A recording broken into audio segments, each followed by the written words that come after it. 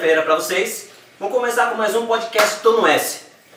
Fala galera, Márcio Oliveira. E eu sou a Mauri Ramires, podcast Tô no S, volume 2. Bora!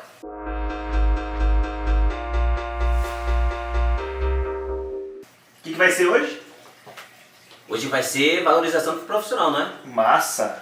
Como é que ela vai descobrir isso aí? Como o cara vai valorizar, saber o valor dele, saber o quanto que ele custa por hora, quanto que ele pode cobrar pela hora dele, para ele poder calcular o valor fechado, né? Como é que nós vamos falar sobre isso? Bora!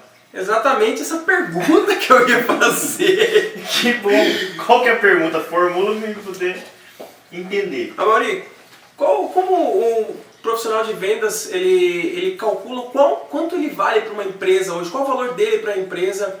E eu tô falando em reais, cara, eu não tô falando apenas em especificamente o valor, eu tô falando em cifra. No bruto da coisa, o cara, eu tenho o valor de X por hora, é isso, né? O valor básico, né, para quem é CLT, né, o cara que é registrado é bem simples, ele divide o salário dele por horas trabalhadas, ponto, né? Agora, se o cara quer galgar algo novo, ele sabendo, isso é muito importante, ele ter esse cálculo, para ele poder, quando for galgar um novo serviço, quando for talvez até sair de algo que ele é registrado, que ele é um funcionário, que ele abrir a empresa dele, ele saber quanto ele vai calcular a hora dele, ele sabendo a hora atual, ele vai poder saber se o novo trabalho dele vai ser algo que rende mais ou menos para ele. No geral é bem simples, o cara tem que entender, fazer esse cálculo, cada um vai ter o seu número, óbvio, mas entender qual o valor dele por hora, para quando ele for fazer um trabalho, fechar um trabalho, né, ele poder cobrar um valor a mais do que ele ganhava antes, porque mudar de função, mudar de emprego ou qualquer coisa do tipo para ganhar menos não compensa.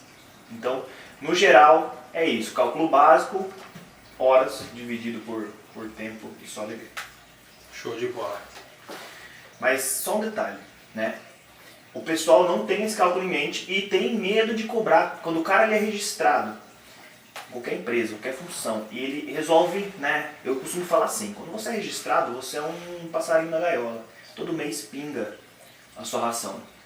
Quando você sai disso para você ser um profissional, dono do próprio nariz, autônomo, você vai para a floresta. Agora você vai ter que caçar, entendeu?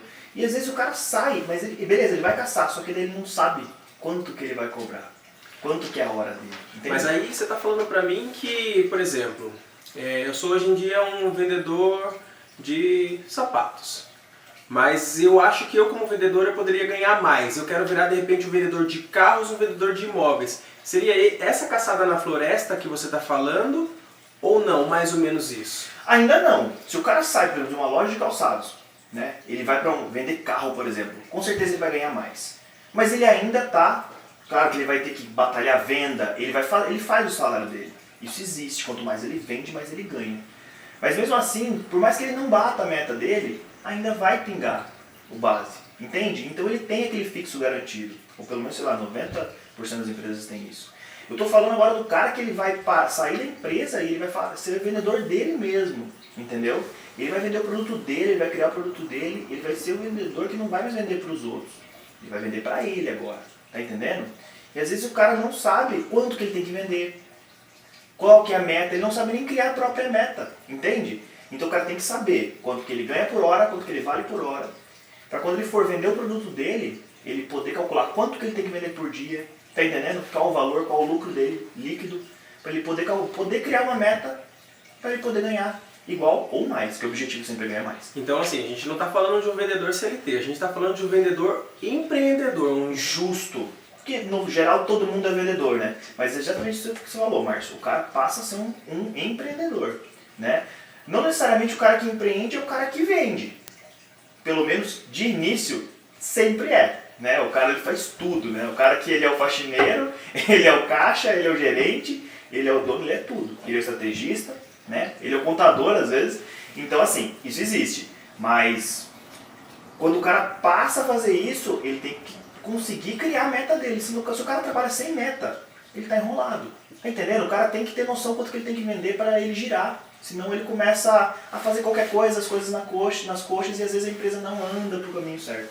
Entende? Sim. Mas olha, pensando atualmente, pelo que a gente está passando, né, com pandemia, com paralisações e tudo mais, como um vendedor que quer ser um empreendedor também, ele consegue se virar ou ele consegue abrir portas para criar um negócio que seja frutífero para ele. Legal. Hoje, né, a gente tem a tecnologia a nosso favor.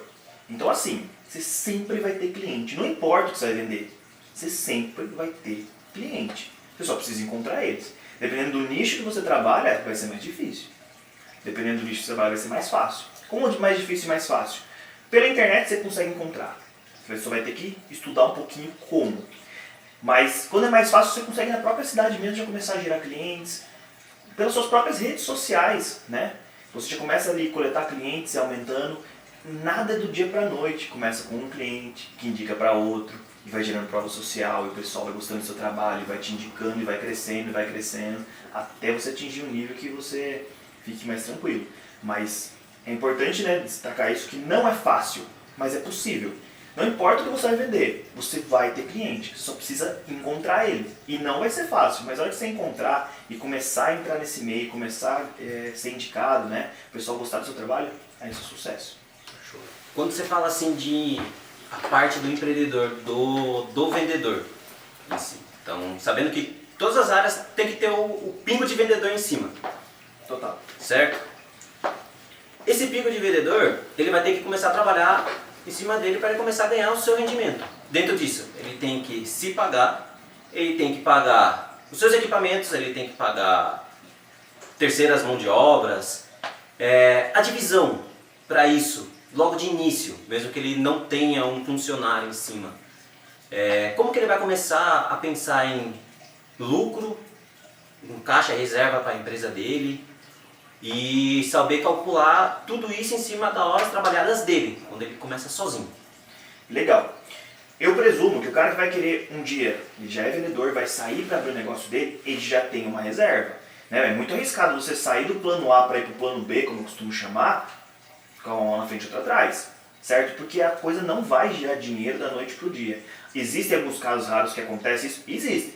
Né? Como você pega às vezes alguma coisa modinha, como hoje, por exemplo, no meio da pandemia, máscara, muita gente vendendo máscara, então é algo que dá dinheiro rápido. No mesmo tempo que vai, ele para também do nada. Ainda não parou, mas pode acontecer. Mas no geral, vamos dizer que o cara esquece modinha, o cara que vai trabalhar com algo que ele quer trabalhar com a vida inteira. Né? O cara ele tem que ter uma reserva de emergência, senão ele não vai aguentar 1, 2, 3 meses, ele fecha. Aí ele vai falar que o negócio não dá certo. Ah, eu não tive sorte com isso. Ele acaba tendo uma prova social negativa do negócio. Não, já fiz isso aí e não dá certo. Não é, você fez errado. Se você analisar qualquer coisa, né, tem um caso onde a pessoa tinha 20 mil reais, ela perguntou, o que eu faço com isso? Quero investir, o que eu faço? O rapaz dele falou, vende picolé. Eu falei, eu não vou vender picolé. Não é pra mim. Meu amigo, se vender picolé não é pra você, nada é pra você. A gente tem hoje grandes marcas, Jundiá, que bom, que vendem picolé. Tá entendendo? Só que às vezes a proporção que a pessoa enxerga a coisa é muito pequena. Pra ela picolé é o cara que vende na rua e pra ela aquilo não é bom. Mas em algum momento essas grandes marcas começaram, percebe? Então assim, qualquer nicho é funcional. Mas você tem que estar preparado, você tem que ter um alicerce legal, senão você vai quebrar em pouco tempo. É aquela velha história, né? Primeiro você faz o areado da terra, você planta, rega, espera a árvore crescer para dar fruto. Não é do dia Não é algo imediato, né? Total. O pai que fala isso daí, que você não começa a construir a casa pelo teto. Faz sentido. Total. Justamente. Então, olha que louco. O cara, às vezes, ele quer simplesmente, ele tá, sei lá, tem várias coisas assim no ar, mas às vezes o cara só quer mudar de serviço. Beleza, ele vai de qualquer jeito. O cara não tem cliente antes. Se você está num trabalho A, você quer para o seu negócio próprio, começa a construir os clientes, começa devagarzinho. Você já tem um dinheiro que pinga. Pega esse dinheiro, vai guardando, vai montando, vai gerando clientes. E a hora que o plano B ficar melhor que o plano A, show! Sai do plano A, mas não deixa ninguém na mão, né? É sempre importante você sair e deixar a porta aberta. Mas aí você vai seguir o seu sonho, mas devagarzinho, degrau a degrau. Você vai desembestado, que nem cachorro louco, vai bater cara. Existem casos que as pessoas não batem cara? Existem, mas a gente trabalha com a maioria, não com a minoria. Não dá pra pegar casos isolados de 1 em 1 milhão que deu certo e falar, ah, então dá. É muito arriscado, não que seja possível, mas é muito arriscado. Então vamos fazer o negócio certo para que colher resultados, né, Pra vida inteira, não pra um momento. Nada como um bom planejamento. Total, né? Imagine, o cara vai estrambelhado, vai bater a cabeça. E mesmo assim não quer dizer que não vai bater. Planejado, você tudo bonitinho, com dinheiro no bolso, organizadinho, você vai bater muito a cabeça ainda. A ideia é bater a cabeça menos. Mas bater a cabeça é bom. Quando a gente erra, a gente aprende. Mas é legal apanhar menos nessa trajetória. Mas é importante. Show de bola. A gente estava falando aqui do ciclo de amadurecimento do negócio, né? É muito importante a espera, mas não a espera ociosa, né? A espera enquanto você está plantando, você ter ali o seu escape, o seu plano A, né? Enquanto você semeia o seu plano B. Hoje em dia, o que seria um plano A e um plano B para você, em vista de você querer ser um empreendedor? Total. Inclusive eu chamo também de válvula de escape. Porque a gente, nada, né, vamos dizer assim, algo firme não existe. Da noite pro dia, né, a gente tem coisas que acontecem que podem pegar todo mundo desprevenido, né? Mas vamos lá, o plano A. Meu trabalho, CLT, bonitinho, sou o vendedor de uma loja de calçados. Lindo, maravilhoso, estou lá trabalhando, mas não quero fazer aquilo pro resto da vida. Quero até trabalhar com vendas, mas talvez não ali naquela loja. Talvez eu queira ter a minha loja de calçados, né? E você começa devagarzinho, vendo fornecedor, vendo um ponto. Talvez você não consiga de cara ter o mesmo nível da loja que você trabalha. Mas você pode abrir um pontinho, devagarzinho, construir um estoque, vendendo online hoje, que é o que mais acontece. Então, só quero fazer um adendo aqui. Você deu uma ideia muito bacana. Se a pessoa tem um sonho de trabalhar com tal função e ela tiver a oportunidade de repente trabalhar nessa função sem a responsabilidade de ser o dono, o proprietário, sem que ter que assinar carteira de funcionário, é uma sacada interessante. Total. Só que as pessoas, eu costumo falar assim, todo mundo quer ser professor, mas ninguém quer ser aluno, né? Se um dia eu tenho o sonho, sei lá, de ter uma escola de inglês, vai trabalhar em uma. Vai entender como é que é o processo. Sem apanhar tanto, que você vai ter o conhecimento do geral. E se esforça ao máximo. Se esforça ao máximo para conhecer todos os processos da empresa. Porque daí, quando você for fazer a sua, você está bem mastigado. Você está por dentro do assunto. Você já sabe até dos problemas que acontecem no dia a dia para poder desviar disso da melhor forma e contornar isso da melhor forma. Então, eu costumo falar muito com a minha equipe que é o seguinte: o seu emprego é uma escola que te paga para aprender. Então, você vai, desde o primeiro dia na empresa, você nunca vai ser o mesmo quando sair. Você sempre vai ter aprendido um monte de coisa. E nesse um monte de coisa você ainda foi remunerado para isso. Olha que legal, né? Só que aí é um jeito diferente de ver. Tem gente que vê o trabalho como um negócio chato, irritante, é sinal que não está coletando nada de bom dali. Se for com um ar de aprendizado, uma escola, ele vai coletar o máximo de conteúdo bom que ele conseguir, para quando ele for dar o próximo salto, ele está bem firme. É a mentalidade que muda nesse momento, entendeu? Legal. Tá, vamos lá. Pegando uma área mais de controle emocional da pessoa, tudo. Esse tipo de pessoa que entra numa área como o emprego necessidade. O cara, ele tem a necessidade de pagar conta, de sustentar a família, tudo. E só que ele tem o plano B dele. Ele tem a vontade de seguir um plano B também.